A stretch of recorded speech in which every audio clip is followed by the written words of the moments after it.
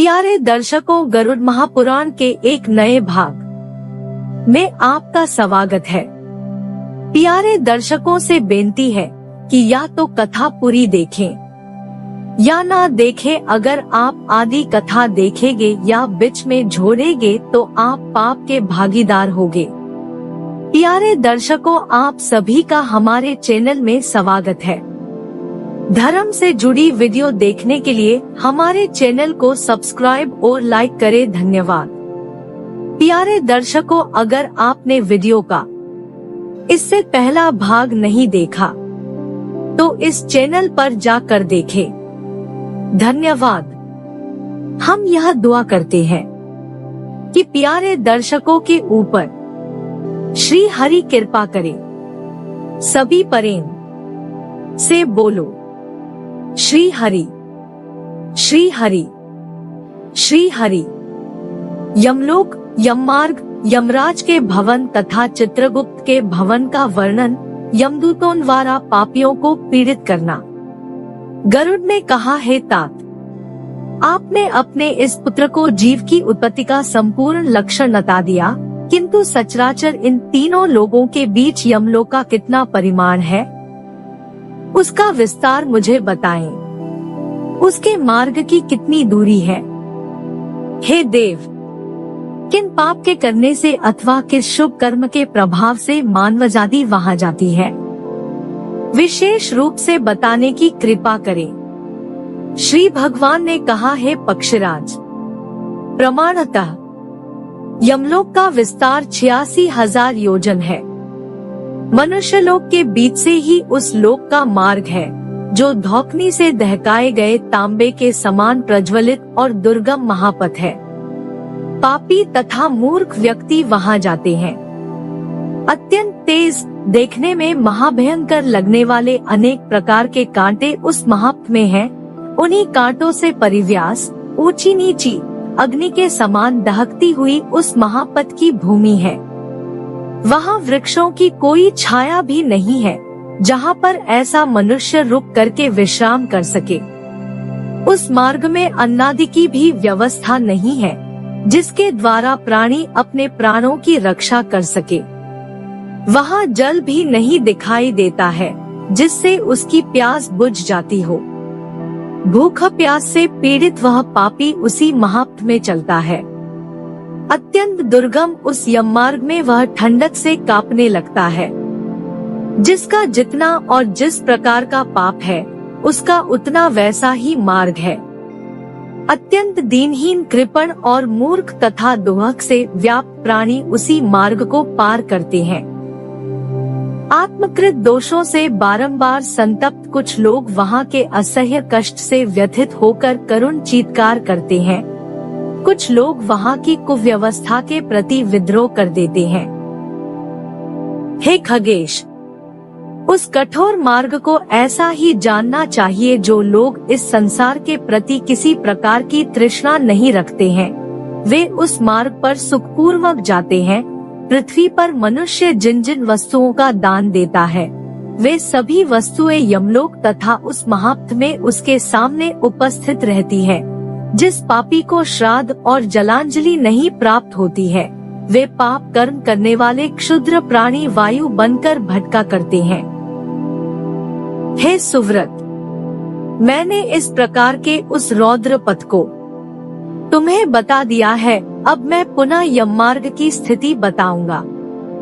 दक्षिण और नैऋत्य दिशा के मध्य में विवस्वत पुत्र यमराज की पुरी है। वह संपूर्ण नगर वज्रमय तथा दिव्य है। देवता और असुर भी उसका भेदन नहीं कर सकते हैं। वह चौकोर है, उसमें 4 द्वार तथा 7 चहारदीवारी एवं तोरण है। यमराज स्वयं अपने दूतों के साथ उसी में निवास करते हैं। प्रमाणत उसका विस्तार 1000 योजन है। सभी प्रकार के रखों से परिव्यास, चमकती हुई बिजली तथा सूर्य के तेजस्वी स्वरूप के समान वह पुरी दिव्य है। उस पुरी में धर्मराज का जो भवन है वह स्वर्ण के समान कांतिमान है। उसका विस्तार 500 योजन ऊंचा है। 1000 खम्भों वाले उस भवन को वैदूर्य मणियों से सुसज्जित किया गया है। उसके जालमार्ग अर्थात गवाक्ष मुक्तामणियों से बने हैं। सैकड़ों पताकाएं उसकी शोभा बढ़ाती है। घंटों की सैकड़ों ध्वनियां उस भवन में होती रहती है। उसमें सैकड़ों तोरणद्वार बनाए गए हैं। इसी प्रकार से वह भवन अन्यान्य आभूषणों से विभूषित रहता है। वहाँ 10 योजन में विस्तृत नीले मेघ के समान शोभा संपन्न सम एवं शुभ आसन पर भगवान धर्मराज स्थित रहते हैं। ये धर्मज्ञ, धर्मशील, धर्मयुक्त और कल्याणकारी है। ये ही पापियों को भय देने वाले तथा धार्मिकों को सुख देने वाले हैं। यहाँ पर शीतल मंद वायु बहती रहती है। अनेक प्रकार के उत्सव और व्याख्यान होते रहते हैं। सदैव शंख आदि मांगलिक वाद्यों की ध्वनियाँ सुनाई देती है। उन्हीं के बीच धर्मराज का संपूर्ण समय बीतता है। उस पुर के मध्य भाग में प्रवेश करने पर चित्रगुप्त का भवन पड़ता है, जिसका विस्तार 25 योजन है। उसकी ऊंचाई 10 योजन है। वह लोहे की परिखा के द्वारा चारों ओर से घिरा हुआ एक महादिव्य भवन है। इसमें आने जाने के लिए सैकड़ों गलियां हैं और सैकड़ों पताकाओं से यह सुशोभित रहता है। सैकड़ों दीपक इस भवन में प्रज्वलित रहते हैं। बंदीजनों के द्वारा गाए बजाए गीत और वाद्य यंत्रों की ध्वनियों से यह भवन गुंजायमान रहता है। चित्रगुप्त के इस भवन को सुंदरतम चित्रों से सजाया गया है। इस भवन में मुक्तामणियों से निर्मित परम विस्मयकारी एक दिव्य आसन है, जिसके ऊपर बैठकर चित्रगुप्त मनुष्यों अथवा अन्य प्राणियों की आयु गणना करते हैं। किसी के पुण्य और पाप के प्रति कभी उनमें मोह नहीं होता है। जिसने जब तक जो कुछ अर्जित किया है वे उसको जानते हैं। वे 18 दोषों से रहित जीव द्वारा किए गए कर्म को लिखते हैं। चित्रगुप्त के भवन से पूर्व ज्वर का बहुत बड़ा भवन है। उनके भवन से दक्षिण शूल और लता विस्फोट के भवन है। पश्चिम में कालपाश, अजीर्ण तथा अरुचिके भवन है। मध्य पीठ के उत्तर में विषुचिका, ईशान कोण में शिरोर्ती, आग्नेय कोण में मुक्ता, नैऋत्य कोण में अतिसार, वायव्य कोण में दाहसंज्ञक रोग का घर है। चित्रगुप्त इन सभी से नित्य परिवृत रहते हैं। हे तार्क्ष, कोई भी प्राणी जो कुछ कर्म करता है वह सब कुछ चित्रगुप्त लिखते हैं। धर्मराज के भवन के द्वार पर रात दिन दूतगण उपस्थित रहते हैं। यमदूतक महापाश से बंधे पापी और नीच व्यक्ति मुद्गरों से मार खाते हैं। वहाँ नाना प्रकार के पूर्वकृत पाप कर्मों से युक्त मनुष्यों को विभिन्न धारदार अस्त्र शस्त्रों तथा अनेक यंत्रों से मारा जाता है। पापियों को दहकते हुए अंगारों के द्वारा घेर दिया जाता है। पूर्वकमों के अनुसार लौह पिंड के समान वे उसी में दग्ध किए जाते हैं। अन्य बहुत से पापियों को पृथ्वी पर पटक करके कुल्हाड़े से उन्हें काटा जाता है। पूर्व कर्म के फलानुसार वे चिल्लाते हुए दिखाई देते हैं। कुछ पापियों को गुड़पाक और कुछ को तैलपाक में डालकर पकाया जाता है। इस प्रकार उन यमदूतों से पापियों को अत्यधिक कष्ट भोगना पड़ता है। अन्य पापी उन अत्यंत निर्दयी दूतों से बार बार क्षमादान की प्रार्थना करते हैं, पर यमदूत उनकी एक नहीं सुनते हैं। बहुत से नरक कहे गए हैं। हे तार्क्ष, इस प्रकार पापियों के लिए कर्मानुसार इष्टापूर्त कर्म की महिमा तथा और्ध्वदेहिक कृत्य, 10 पिंडदान से आतिवाहिक शरीर के निर्माण की प्रक्रिया, एकादशाहादि श्राद्ध का विधान, शय्यादान की महिमा एवं सपिंडीकरण श्राद्ध का स्वरूप। श्री कृष्ण ने कहा है, गरुड़ शास्त्र के अनुसार धर्म और अधर्म का जो लक्षण किया गया है उसको तुम सुनो। प्राणियों के आगे आगे उनका सत्कर्म और दुष्कर्म दौड़ता है। विद्वानों ने कृत, सत्य युग में तप, त्रेता युग में ज्ञान, द्वापर में यज्ञ और दान तथा कलयुग में एकमात्र दान की प्रशंसा की है।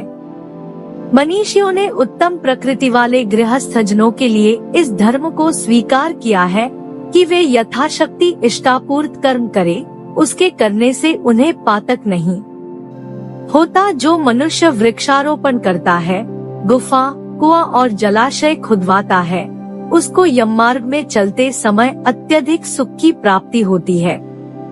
जो लोग ठंडक से पीड़ित ब्राह्मण को तापने के लिए अग्नि प्रदान करते हैं, वे सभी कामनाओं को पूर्ण करके अतिशीतल यमलोक के मार्ग में अग्नि तापते हुए सुखपूर्वक जाते हैं। जिस मनुष्य ने पृथ्वी का दान दिया है, उसने मानो स्वर्ण, मणिमुक्तादि बहुमूल्य रत्न, वस्त्र और आभूषण आदि का संपूर्ण दान दे दिया। इस पृथ्वी पर मानव जो कुछ दान में देते हैं, वे सब दिए गए पदार्थन यमलोक के महात्म में उनके समीप उपस्थित रहते हैं।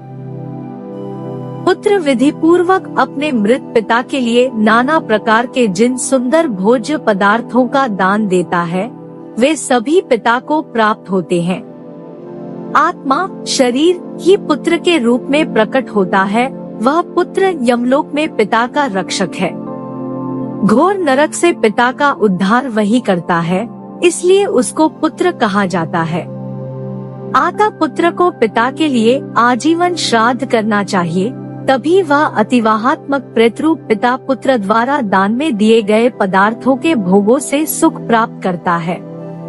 दग्ध हुए प्रेत के निमित्त परिजनों के द्वारा जो जलांजलि दी जाती है, उससे प्रसन्न होकर वह प्रेत यमलोक में जाता है। प्रेत की संतृप्ति के लिए 3 दिन तक रात्रि में एक चौराहे पर रस्सी बांधकर 3 लकड़ियों के द्वारा बनाई गई तिगोरिया के ऊपर कच्ची मिट्टी के पात्र में दूध भरकर रखना चाहिए है। पक्षिन वायुभूत वह प्रेत मृत्यु के दिन से लेकर 3 दिन तक आकाश में स्थित उस दूध का पान करता है। दाह से चौथे दिन अस्थि संचय का कार्य करना चाहिए। उसके बाद जलांजलि प्रदान करे, किंतु इन जलांजलियों को पूर्वा, मध्याह्न, अपराह्न तथा उनकी संधिकालों में न दे, बल्कि दिन के प्रथम प्रहर के बीत जाने पर दे। नदी में पुत्र के द्वारा जलांजलि दिए जाने के पश्चात सभी सगोत्री, हितैषी और बंधु बांधव स्वजातियों तथा परजातियों के साथ जलदान करे। किसी भी कारण शीघ्रतावश मुख्य अधिकारी पुत्र के जलांजलि देने के पूर्व ही जलांजलि नहीं देनी चाहिए। जब स्त्रियां श्मशान भूमि से वापस हो जाएं, तभी लोकाचार किया जाए। शूद्र की मृत्यु हो जाने पर जो ब्राह्मण उसकी चिता के लिए लकड़ी लेकर जाता है अथवा उसके पीछे पीछे चलता है, वह 3 रात्रियों तक अशुद्ध रहता है। 3 रात्रियों के पश्चात समुद्र में मिलने वाली गंगा आदि पवित्र नदी के तट पर पहुंचकर वह स्नान करे। तदंतर 100 प्राणायाम करके गोघृत का प्राशन करे, तब उसकी शुद्धि होती है। शूद्र सभी वर्णों के शवों का अनुगम कर उन्हें जलांजलि दे सकता है। वैश्य 3 वर्णों ब्राह्मण, क्षत्रिय और वैश्य के शवों का अनुगम कर उन्हें जलांजलि दे सकता है। क्षत्रिय 2 वर्णों ब्राह्मण और क्षत्रिय के शवों का अनुगम कर उन्हें जलांजलि दे सकता है, और ब्राह्मण केवल अपने ही वर्ण के शव का अनुगम कर उसे जलांजलि दे सकता है। हे काश्यप, जलांजलि देने के पश्चात दंतधावन करना चाहिए। सभी सगोत्री 9 दिनों तक दंतधावन का परित्याग कर देते हैं तथा यथाविधान 9 दिन तक जलांजलि देने के लिए जलाशय पर जाते हैं। विद्वानों का कहना है कि जो भी मनुष्य जिस स्थान, मार्ग अथवा घर में मृत्यु को प्राप्त करता है, उसको वहां से श्मशान भूमि के अतिरिक्त कहीं अन्यत्र नहीं ले जाना चाहिए। दाह संस्कार के पश्चात स्त्रियों को आगे आगे चलना चाहिए। उनके पीछे पीछे अन्य व्यक्तियों के समूह को चलना चाहिए। वहां से आने के बाद उन सभी को एक पत्थर के ऊपर बैठकर आचमन करना चाहिए। तत्पश्चात वे पूर्ण पात्र में रखी गई यव, सरसों और दूर्वा का दर्शन करें, नीम की पत्तियों का प्राशन करें तथा तेल लगाकर स्नान करें। सगोत्रियों में जिनके यहाँ मृत्यु हुई है उनका भोजन नहीं करना चाहिए। अपने घर का अन्न नहीं खाना चाहिए और न ही खिलाना चाहिए। भोजन करने में मृत पात्र का प्रयोग करना चाहिए एवं उस उच्छिष्ट पात्र को ऊपर मुख करके ही एकांत स्थान में रख देना चाहिए। मृतक के गुणों का कीर्तन करे, यमगाथा का पाठ करे और पूर्वजन्म में संचित शुभाशुभ का चिंतन करे। वह मृत प्राणी वायु रूप धारण करके इधर उधर भटकता है और वायु रूप होने से ऊपर की ओर जाता है। वह प्राप्त हुए शरीर के द्वारा ही अपने पुण्य और पाप के फलों का भोग करता है। दशा कर्म करने से मृत मनुष्य के लिए शरीर का निर्माण होता है। नवक एवं षोडश श्राद्ध करने से जीव उस शरीर में प्रवेश करता है। भूमि पर तिल और कुश का निक्षेप करने पर वह कुटी धातु में हो जाती है। मरणासन्न प्राणी के मुख में पंचरत्न डाल देने से जीव ऊपर की ओर चल देता है। यदि ऐसा नहीं होता है तो जीव को शरीर नहीं मिल पाता, अर्थात वह इधर उधर भटकता रहता है। इसलिए आदर पूर्वक भूमि पर तिल और दर्भ को बिछाना चाहिए। जीव जहाँ कहीं भी पशु या स्थावर योनि में जन्म लेता है, जहाँ वह रहता है वहीं पर उसके उद्देश्य से दी गई श्राद्धीय वस्तु पहुँच जाती है। जिस प्रकार धनुर्धारी के द्वारा लक्ष्यवेध के लिए छोड़ा गया बाण उसी लक्ष्य को प्राप्त करता है जो उसको अभीष्ट है, उसी प्रकार जिसके निमित्त श्राद्ध किया जाता है वह उसी के पास पहुँच जाता है। जब तक मृतक के सूक्ष्म शरीर का निर्माण नहीं होता है तब तक किए गए श्राद्धों से उसकी संतृप्ति नहीं होती है। भूख प्यास से व्यथित होकर वायुमंडल में इधर उधर चक्कर काटता हुआ वह जीवात्मा दशा के श्राद्ध से संतृप्त होता है। जिस मृतक का पिंडदान नहीं हुआ है वह आकाश में भटकता ही रहता है। वह क्रमशः 3 दिन जल, 3 दिन अग्नि, 3 दिन आकाश और 1 दिन अपने प्रिय जनों के ममतावश अपने घर में निवास करता है। अग्नि में शरीर के भस्म हो जाने पर प्रेतात्मा को जल से ही तृप्त करना चाहिए। इसके बाद जल से ही उसकी तेल स्नान की क्रिया पूर्ण करे तथा घर में पुआ और कृशर अन्न से श्राद्ध करे। मृत्यु के पहले, तीसरे, 5वें, 7वें, 9वें अथवा 11वें दिन जो श्राद्ध होता है उसको नवक श्राद्ध कहा जाता है। गृहद्वार, श्मशान, तीर्थ या देवालय अथवा जहाँ कहीं भी प्रथम पिंडदान दिया जाता है वहीं पर अन्य सभी पिंडदान करने चाहिए। एकादशा के दिन जिस श्राद्ध को करने का विधान है उसको सामान्य श्राद्ध कहा गया है। ब्राह्मणादि चारों वर्णों की शरीर शुद्धि के लिए स्नान ही एकमात्र साधन है। एकादशा संस्कार के पूर्ण हो जाने के पश्चात पुनः स्नान करके शुद्ध होना चाहिए। अनंतर शय्यादान करना चाहिए क्योंकि शय्यादान से प्रेत को मुक्ति मिलती है। यदि प्रेत का कोई सगोत्री न हो तो उसके अंत्येष्टि कार्य को किसी और को करना चाहिए अथवा उसकी भार्या करे या किसी ऐसे पुरुष को करना चाहिए जो मृत व्यक्ति से तुष्ट अर्थात उसके सद्व्यवहार से उपकृत हो। पहले दिन विधि पूर्वक श्राद्ध योग्य जिस अन्नादि से पिंडदान दिया जाता है उसी अन्नादि से सभी श्राद्ध करने चाहिए। दशा श्राद्ध का कर्म मंत्रों का प्रयोग बिना किए ही नाम गोत्रोच्चार से हो जाता है। जिन वस्त्रों को धारण करके संस्कर्ता श्राद्ध कर्म करता है अशौच का दिन बीतने के बाद उन्हें त्याग करके ही घर में प्रविष्ट होना चाहिए। पहले दिन जो और्ध्वदेहिक कर्म आरंभ करे उसी को 10 दिन तक समस्त श्राद्ध कृत्य संपन्न करना चाहिए। वह क्रिया करने वाला चाहे सगोत्री हो या दूसरे गोत्र से संबंधित हो, स्त्री हो अथवा पुरुष हो। जिस प्रकार गर्भ में स्थित प्राणी के शरीर का पूर्ण विकास 10 मास में होता है उसी प्रकार 10 दिन तक दिए गए पिंडदान से जीव के उस शरीर की संरचना होती है जिस शरीर से उसे यमलोक आदि की यात्रा करनी है। जब तक घर में इसका अशौच होता है तब तक पिंडोद क्रिया करनी चाहिए। यह विधि ब्राह्मणादि चारों वर्णों के लिए मानी गई है। पुत्र के अभाव में जिनके लिए अशौच 3 रातों का ही माना जाता है, वे पहले दिन 3, दूसरे दिन 4 और तीसरे दिन 3 पिंडदान करें। प्रेत के लिए पृथक पृथक मिट्टी के पात्र में दूध तथा जल और चौथे दिन उसे एकोद्दिष्ट श्राद्ध करना चाहिए। हे अंडज, पहले दिन जो पिंडदान दिया जाता है उससे जीव की मूर्धा का निर्माण होता है। दूसरे दिन के पिंडदान से आँख, कान और नाक की रचना होती है। तीसरे दिन के पिंडदान द्वारा दोनों गंडस्थल, मुख तथा ग्रीवा भाग बनकर तैयार होता है। उसी प्रकार चौथे दिन उसके हृदय, कुक्ष प्रदेश एवं उदर भाग, 5वें दिन कटि प्रदेश, पीठ और गुदा का आविर्भाव होता है। तत्पश्चात छठे दिन उसके दोनों उरु, 7वें दिन गुल्फ, 8वें दिन जंघा, 9वें दिन पैर तथा 10वें दिन पिंडदान देने से प्रबल क्षुधा की उत्पत्ति होती है।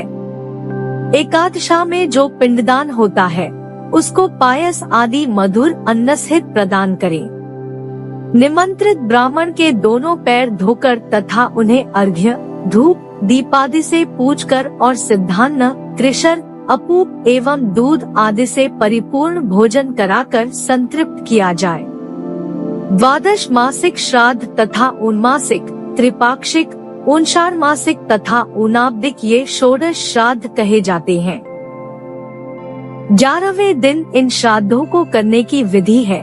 प्राणी की जो मृत्यु तिथि हो उसी तिथि पर प्रतिमास श्राद्ध करना चाहिए। प्रथम मासिक श्राद्ध मृता के दिन न करके एकादशा के दिन करना चाहिए। जिस तिथि को मनुष्य मरता है वही तिथि अन्य मासिक श्राद्ध के लिए प्रशस्त होती है। उनमासिक, उनषाढ़ मासिक और ऊनाब्दिक तथा त्रिपाक्षिक इन श्राद्धों के लिए मृत्यु तिथि का विचार नहीं करना चाहिए।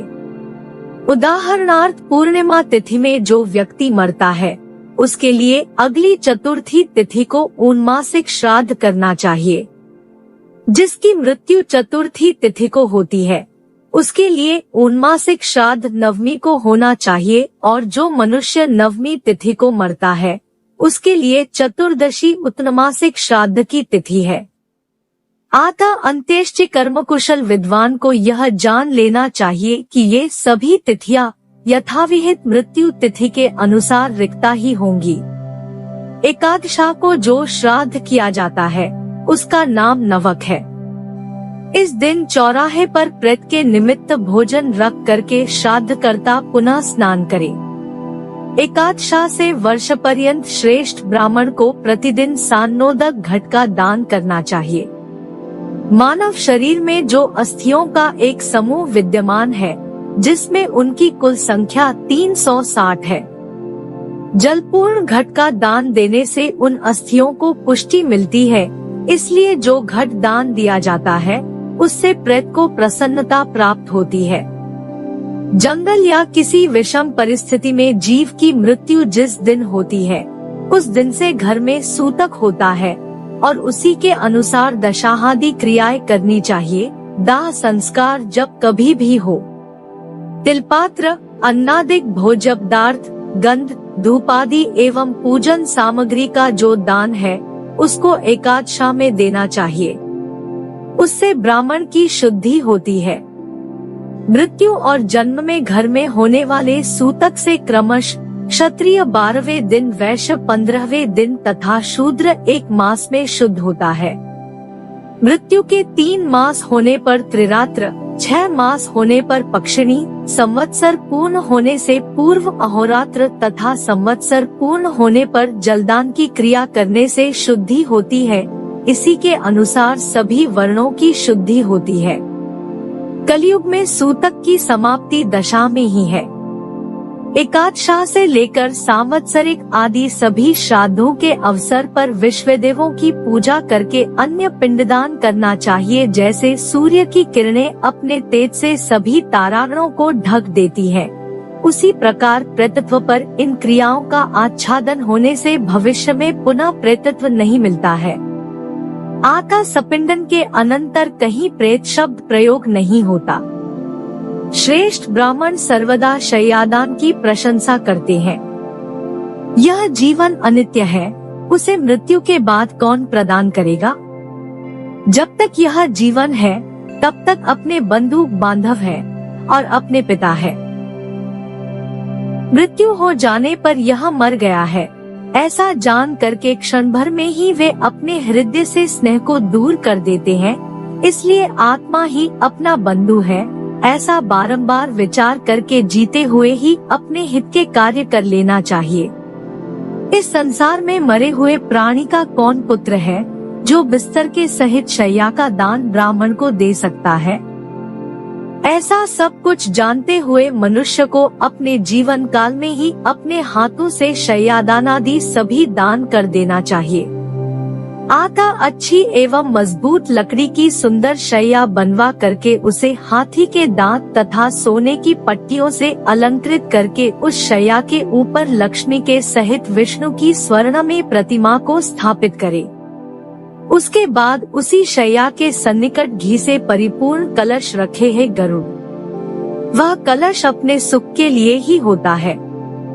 विद्वानों ने तो उसको निद्रा कलश कहा है। तांबूल, केशर, कुमकुम, कपूर, अगुरु, चंदन, दीपक, पादुका, छत्र, चामर, आसन, पात्र तथा यथाशक्ति सप्तधान्य उसी शैया के बगल में स्थापित करे। इन वस्तुओं के अतिरिक्त शयन करने वाले के लिए जो अन्य उपयोगी वस्तु हो उसको भी वहाँ रखे। सोने चांदी या अन्य धातु से बनी झारी, करक, करवा, दर्पण और पंचरंगी चांदनी से उस शैया को संयुक्त करके उसे ब्राह्मण को दान दे दे। कल्याण के लिए यजमान स्वर्ग में सुख प्रदान करने वाली शैया की विधिवत रचना करके सपत्नी द्विजदंपति की पूजा करके उसका दान करे। कर्णफूल, कंठहार, अंगूठी, भुजबंद तथा चित्रकादि आभूषण एवं गौ से युक्त घरेलू उपकरणों से परिपूर्ण घर उसको दान में दे। तदंतर पंचरत्न, फल और अक्षत से समन्वित अर्घ्य उस ब्राह्मण को देकर यह प्रार्थना करनी चाहिए, यथा न कृष्णशनं शून्यम सागर कन्या शय्या ममाप्य शून्यास्तु तथा जन्मनि जन्मनि। 34-81 जिस प्रकार समुद्र की पुत्री लक्ष्मी से भगवान विष्णु की शैया शून्य नहीं होती है, उसी प्रकार जन्म जन्मांतर में मेरी शैया भी शून्य न हो। इस प्रकार ब्राह्मण को उस निर्मल शैया का दान देकर क्षमापन करके उसे विदा करे। यही प्रेतशैया की विधि एकादशा संस्कार में बताई गई है। हे गरुड़, अपने बांधव की मृत्यु होने पर उनके निमित्त बंधुजन धर्मार्थ जो दान देते हैं उसके विषय में विशेष बात मैं कह रहा हूँ, उसको तुम सुनो। हे पक्षराज, अपने घर में पहले से जो कुछ उपयुक्त वस्तु हो, उस मृतक के शरीर से संबंधित जो वस्त्र, पात्र और वाहन हो, जो कुछ उसको अभीष्ट रहा हो, वह सब एकत्र करे। शैया के ऊपर भगवान विष्णु की स्वर्णमयी प्रतिमा को स्थापित करके विद्वान व्यक्ति उनकी पूजा करे और जैसा पहले कहा गया है उसी के अनुसार ब्राह्मण को उस मृत शैया का दान कर दे। शय्यादान के प्रभाव से प्राणी को प्राप्त होने वाला संपूर्ण सुख इंद्र और यमराज के घर में विद्यमान रहता है। इसके प्रभाव से महाभयंकर मुख वाले यमदूत उसको पीड़ित नहीं करते हैं। वह मनुष्य यमलोक में कहीं धूप और ठंडक से कष्ट नहीं पाता है। शय्यादान के प्रभाव से प्रेत बंधन मुक्त हो जाता है। इस दान से पापी व्यक्ति भी स्वर्गलोक चला जाता है। जो प्राणी पाप से रहित है वह अप्सराओं से सेवित विमान पर चढ़कर प्रलय पर्यंत स्वर्ग में रहता है। जो नारी अपने पति के लिए नवक, षोडश और सांवत्सरिक श्राद्ध तथा शय्यादान करती है उसको अनंत फल प्राप्त होता है। मृत पति का उपकार करने के लिए जो स्त्री जीवित रहती है उसके साथ मरती नहीं तो वह सती जीवित रहते हुए भी अपने पति का उद्धार कर सकती है। स्त्री को अपने मृत पति के लिए दधी, अन्न, शयन, अंजन, कुमकुम, वस्त्राभूषण तथा शय्यादि सभी प्रकार के दान देना चाहिए। स्त्रियों के लिए इस लोक में जो कुछ वस्तुएं उपकारक हो जो कुछ शरीर पर प्रयोग किए जाने योग्य वस्त्राभूषण और भोग्य वस्तुएं हो, उन सभी को मिला करके प्रेत की प्रतिमा बनाकर उन्हें यथास्थान पर नियोजित करके लोकपाल, इंद्रादि देवगण, सूर्यादि ग्रह, गौरी तथा गणेश की पूजा करे। उसके बाद श्वेत वस्त्र धारण करके पुष्पांजलि सहित ब्राह्मण के समक्ष इस मंत्र का उच्चारण करे। प्रेतस्य प्रतिमा हेषा सर्वोपकरणैर्युता सर्वरत्नस्मायुक्ता तव विप्र निवेदिता आत्मा शंभुः शिवा गौरी शक्र सुरगणैः सह तस्माच्छया प्रदानेन सैष आत्मा प्रसीदतु। 34, 96 से 97। हे विप्रदेव, प्रेत की यह प्रतिमा सभी उपकरणों और समस्त रत्नों से युक्त है। मैं आपको इसे प्रदान करता आत्मा ही शिव है, यही शिक्षा और गौरी है, यही सभी देवताओं के साथ इंद्र है। अतः इस शय्यादान से यह आत्मा प्रसन्न हो। इसके बाद उस शय्या को परिवार वाले आचार्य ब्राह्मण को प्रदान करे। ब्राह्मण उसको ग्रहण करने के बाद कोदातक इत्यादि मंत्र का पाठ करे। तत्पश्चात उस ब्राह्मण की प्रदक्षिणा करके प्रणाम करे और उन्हें वहां से विदा करे। हे पक्षिन, इस विधि से एक शय्या का एक ही ब्राह्मण को दान देना चाहिए। एक गौ, एक गृह, एक शय्या और एक स्त्री का दान बहुतों के लिए नहीं होता है।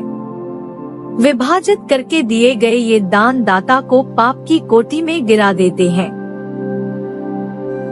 हे ताक्षय, इस प्रकार बताई गई विधि के अनुसार जो प्राणी शय्यादि का दान करे तो उसे जो फल प्राप्त होता है उसको तुम सुनो। इस दान से दाता 100 दिव्य वर्षों तक स्वर्गलोक में निवास करता है। व्यतिपात योग, कार्तिक पूर्णिमा, मकर तथा कर्ककी संक्रांति में, सूर्य चंद्र ग्रहण में, द्वारका, प्रयाग, नैमिषारण्य, कुरुक्षेत्र, अर्बुद, आबू पर्वत, गंगा, यमुना तथा सिंधु नदी और सागर के संगम तट पर जो दान दिया जाता है यह उससे भी बड़ा दान है। इस शय्यादान के 16वें अंश को भी वे सभी दान प्राप्त नहीं कर पाते हैं। वह प्राणी जहाँ जन्म लेता है वहीं उस पुण्य का फल भोगता है। स्वर्ग में रहने योग्य पुण्य के क्षय होने के बाद वह सुंदर स्वरूप धारण करके पृथ्वी पर पुनः जन्म लेता है। वह महाधनी, धर्मज्ञ तथा सर्वशास्त्रों का निष्णात पंडित होता है और मृत्यु होने के बाद वह नरश्रेष्ठ पुनः वैकुंठलोक चला जाता है। अद्भुत है। अप्सराओं से चारों ओर घिरा हुआ वह प्राणी दिव्य विमान पर चढ़कर स्वर्ग में अपने पितरों के साथ हव्य कव्य ग्रहण करते हुए प्रसन्न रहता है। हे ताक्षय, यदि पितर प्रेतत्व को प्राप्त है तो सपिंडीकरण के बिना अष्टका, अमावास्या, मघा नक्षत्र तथा पितृपर्व में किए गए जो श्राद्ध हैं, वे पितरों को नहीं प्राप्त होते हैं। सपिंडीकरण का कार्य वर्ष पूरा हो जाने पर करना चाहिए, इसमें संशय नहीं है। शव की शुद्धि के लिए आद्य श्राद्ध करके षोडशी का संपादन करे। तदंतर पितृप्ति की, पितरों की पंक्ति में प्रवेश के लिए शुद्धि के लिए 50वें प्रतिपिंड का अन्य पिंडों के साथ मिलन करे। वृद्धि श्राद्ध की संभावना होने पर 1 वर्ष के पहले ही 6 अथवा 3 माह या 1.5 माह में एवं 12वें दिन सपिंडीकरण श्राद्ध कर देना चाहिए। शूद्र का श्राद्ध स्वेच्छा पूर्वक हो सकता है। अग्निहोत्री ब्राह्मण की मृत्यु होने पर द्वादशा को सपिंडन कर्म होना चाहिए। जब तक वह कर्म नहीं किया जाता है तब तक वह मृत अग्निहोत्री ब्राह्मण प्रत्योनि में ही रहता है।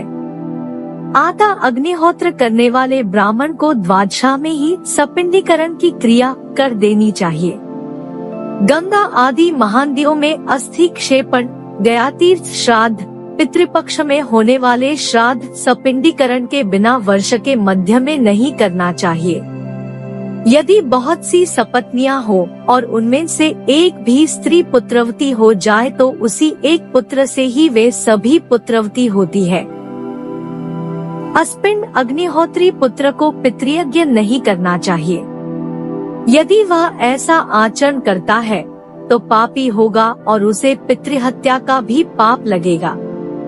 पति की मृत्यु होने पर जो स्त्री अपने प्राणों का परित्याग कर देती है तो पति के साथ ही उसका भी सपिंडीकरण कर देना चाहिए। पिता की अनुचित रूप से लाई गई विवाहिता वैश्यवर्णा अथवा क्षत्रिया जो भी पलिया हो, उनका सपिंडन कोई भी पुत्र कर सकता है। जब प्रमादवश ब्राह्मण किसी शूद्रा कन्या से ही विवाह कर लेता है तो मरने के बाद उसके लिए एकोद्दिष्ट श्राद्ध बताया गया है और सपिंडीकरण श्राद्ध उसी के साथ करना चाहिए। अन्य चारों वर्णों से ब्राह्मण के चाहे 10 पुत्र हो, किंतु उन्हें अपनी अपनी मां के सपिंडीकरण की क्रिया में नियुक्त होना चाहिए। अन्वष्ट का पौष, माघ और फाल्गुन मास के कृष्ण पक्ष की नवमी तिथि, जो साग्नियों का मातृक श्राद्ध होता है, को होने वाला तथा वृद्धि हेतुक श्राद्ध एवं सपिंडन श्राद्ध में पिता से पृथक माता का पिंड प्रदान करना चाहिए। हेताक्ष पितामही के साथ माता और पितामह के साथ पिता का सपिंडन अपेक्षित है, ऐसा मेरा अभिमत है। यदि स्त्री पुत्रहीन ही मर जाती है तो उसका सपिंडन पति करे। धर्मतः पति को अपनी माता, पितामही एवं प्रपितामही इन तीनों के साथ अपनी पत्नी का सपिंडन करना चाहिए। गरुड़, यदि स्त्रियों के पुत्र तथा पति दोनों नहीं है तो वृद्धि काल के आने पर स्त्री का भाई अथवा दाय भाग का गृहीता या देवर उसका सपिंडन करे। यदि पति एवं पुत्ररहित स्त्रियों के न तो कोई सगोत्री हो और न देवर ही हो तो उस समय अन्य व्यक्ति उसके भाइयों के साथ उसका एकोद्दिष्ट विधान से श्राद्ध कर सकता है। यदि भूलवश अथवा विघ्न के कारण सपिंडन क्रिया किसी की नहीं हो सकी है तो उसके पुत्र या बंधु बांधव को चाहिए कि वे नवक श्राद्ध, षोडश श्राद्ध तथा आब्दिक श्राद्ध करे। जिसका दाह नहीं हुआ है उसके लिए श्राद्ध नहीं करना चाहिए। दर्भ का पुत्तल बनाकर अग्नि से उसे जलाकर ही श्राद्ध करना चाहिए। पुत्र के द्वारा पिता का सपिंडीकरण किया जा सकता है, किंतु पुत्र में पिता का पिंडमेलन नहीं किया जा सकता। प्रेमाधिक्य के कारण भी पिता को पुत्र में सपिंडीकरण नहीं करना चाहिए। जब बहुत से पुत्र हो तब भी ज्येष्ठ पुत्र ही उस क्रिया को संपन्न करे। नवक, सपिंडन तथा षोडशादि अन्य सभी श्राद्धों को करने का अधिकारी वही एक है। धन का बंटवारा न होने पर भी एक ही पुत्र को पिता के समस्त और्ध्वदेहिक कृत्य करना चाहिए। मुनियों ने भी इस बात को कहा है कि पिता की अंत्येष्टि एक ही पुत्र करता है। यदि पुत्रों में परस्पर बंटवारा हो गया है तो उन सभी पुत्रों को पृथक पृथक संवत्सरादिक क्रिया करनी चाहिए। स्वयं प्रत्येक पुत्र को अपने पिता का श्राद्ध करना चाहिए। जिनके निमित्त ये षोडश प्रेत श्राद्ध संपन्न नहीं किए जाते हैं, उनका अन्य सैकड़ों श्राद्ध करने पर भी पिशाचत्व स्थिर रहता है। हे खगेश्वर, पुत्रहीन का सपिंडीकरण उसके भाई, भतीजे, सपिंड अथवा शिष्य को करना चाहिए। सभी पुत्रहीन पुरुषों का सपिंडन पत्नी करे अथवा ऋत्विज या पुरोहित से उस कार्य को संपन्न कराए। पिता की मृत्यु हो जाने पर वर्ष के मध्य जब सूर्य ग्रहण या चंद्र ग्रहण हो तो पुत्रों को पार्वण श्राद्ध, नांदी श्राद्ध नहीं करना चाहिए। माता पिता और आचार्य की मृत्यु होने पर वर्ष के मध्य में तीर्थ श्राद्ध, गया श्राद्ध तथा अन्य पैतृक श्राद्ध नहीं करना चाहिए। पितृपक्ष, गजत छाया योग, मनवादी और युगादि तिथियों में सपिंडीकरण के बिना पिता को पिंडदान नहीं देना चाहिए। कुछ लोगों का विचार है कि वर्ष के मध्य में भी यज्ञ पुरुष तथा देवतादि के लिए जो देय है उसका दान देना चाहिए। पितरों को भी अर्घ्य और पिंड से रहित जो कुछ देय है वह सब दिया जा सकता है। यही विधि कही गई है। देवों के लिए पितर देवता है, पितरों के पितर ऋषि हैं, ऋषियों के पितर देवता है। इस कारण पिता सर्वश्रेष्ठ है। पितर देवतागण और मनुष्यों के यज्ञनाथ भगवान विभु है। यज्ञनाथ को जो कुछ दिया जाता है वह समस्त शरीरधारियों को दिया हुआ माना जाता है। पिता के मरने पर वर्ष के मध्य जो पुत्र अन्य श्राद्ध करता है, निस्संदेह 7 जन्मों में किए गए अपने धर्म से हीन हो जाता है। पिंडोदक क्रियादि से रहित प्राणी प्रेत हो जाते हैं। वे इसी रूप में भूख प्यास से अत्यंत पीड़ित होकर वायु के साथ चक्कर काटते हैं। यदि पिता प्रेतत्व योनि में पहुंच जाता है तो पुत्र के द्वारा की गई समस्त पैतृकी क्रिया नष्ट हो जाती है। यदि माता की मृत्यु हो जाती है तो पितृकार्य नष्ट नहीं होता है। यदि माता की मृत्यु हो जाए, पिता और पितामही अर्थात दादी जीवित रहती है, तो माता का सपिंडन प्रपितामही के साथ ही करना चाहिए। हे गरुड़, मेरे इस वचन को सुनो, यह सर्वथा सत्य है। इस पृथ्वी पर जिन मरे हुए मनुष्यों का पिंडमेलन अर्थात पिंडीकरण नहीं होता है, उनके लिए पुत्रों के द्वारा अनेक प्रकार से दिया गया हंतकार, उपहार, श्राद्ध तथा जलांजलि उन्हें प्राप्त नहीं होती है। अगला भाग देखने के लिए चैनल को सब्सक्राइब और लाइक करें। धन्यवाद।